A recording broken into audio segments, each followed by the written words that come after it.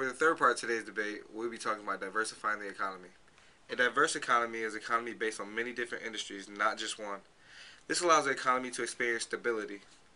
Some other benefits include increased jobs and businesses. An economy based on one industry has the potential for failure. How does a diverse economy promote stability and promote new industries? A diversified economy promotes stability by creating many things to fall back on. If we're too heavily reliant on one industry, and that industry went downhill, the economy would also fail. In order to create new industries, new businesses also have to be created to support that industry.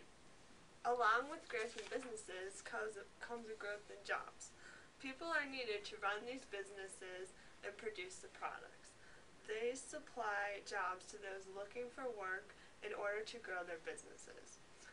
This employment growth would in turn boost incomes of Americans, increasing spending and stimulating the economy.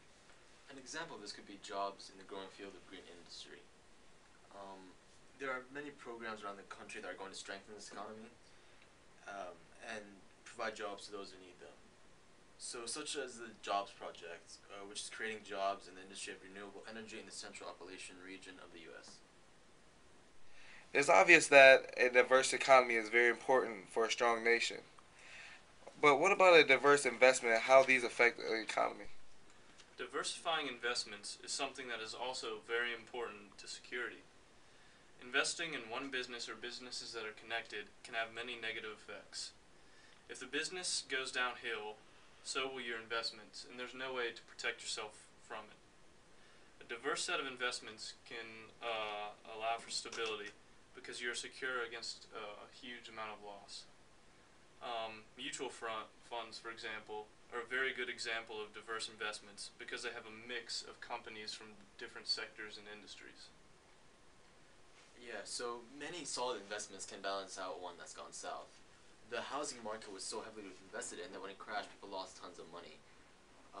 If this market hadn't been so heavily dependent on, maybe the effects of this crash wouldn't have been so drastic.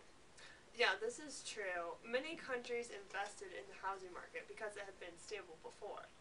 But when it started to decline, people were so heavily invested that they could not overcome their losses. Businesses went out, countries experienced declines, and everyone's economy suffered. A solid, diverse investment in industries that are not connected can have a positive effect on security and stability. Also, investing in different assets, such as gold and bonds, can allow for stability.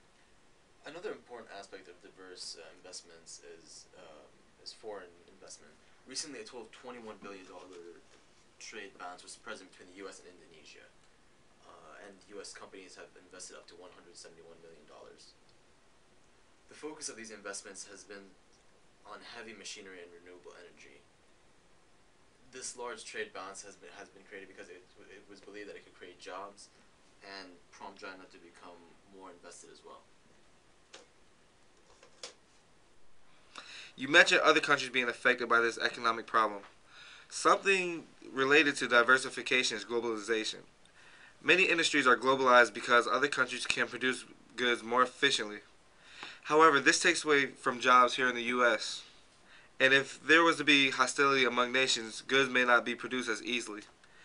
Kyle, talk about the balance of globalization and self-reliance. When goods are produced elsewhere, it is usually very cost efficient. Countries that can produce goods at lower cost pay labor much less than the U.S. Interdependence can bring quality products at a cheaper price.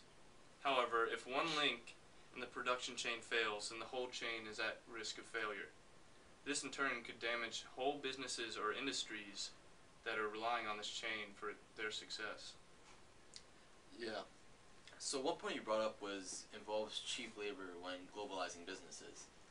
While this may be cost efficient, shouldn't we be giving in these times shouldn't we be giving these jobs to Americans who right now who need them? This way we can lower unemployment and help our economy bounce back. With more American jobs, more money can be generated here and help stimulate our economy, rather than having our profits go to some foreign nations. Now, almost 2 million almost 2 million blue collar jobs were lost since 1985, and about 30 to 40% of technical jobs will be gone in about 4 years. Yeah, off of that, the chain breaking thing. So, what happens if we have war or hostility? That's a problem. Should we be relying on other countries for lots of different things? Some essentials need to be established here in the U.S. without relying on other countries. If we become cut off from a certain good that's essential for car manufacturing, and we do not produce enough of this good to be sufficient, then the car industry would be in trouble, and that would be a problem.